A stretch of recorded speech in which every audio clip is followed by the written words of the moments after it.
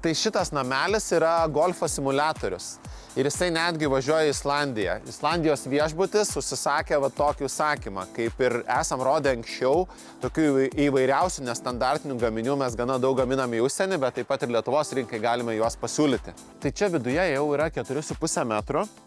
Ir šitas namelis yra apšiltintas mineralinė vata, nes užsienio klientai, ypač skandinavai, dažniausiai jau renkasi ne poliuretano putas, o mineralinę vatą.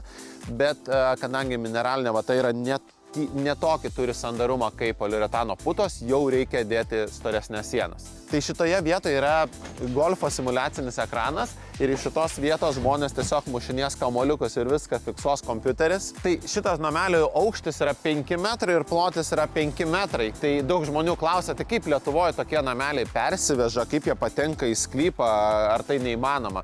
Tai šitas namelis keliauja į Islandiją ir tai nebus jokių problemų jam ten nukeliauti. Kadangi daug labai namelių gaminam, tai mes jos greit ir maketuojam, greit susitarėm su žmonėms, susibraižom, priemam galutinį sprendimą. Tai mums tokie nestandartiniai gaminiai kažkokie nėra joks iššūkis ir jo net kaina nėra didesnė. Tiesiog kiek padidėjo kvadratūra, aukštis, tiek namelio kaina didėja, bet tai nėra spec kažkoks super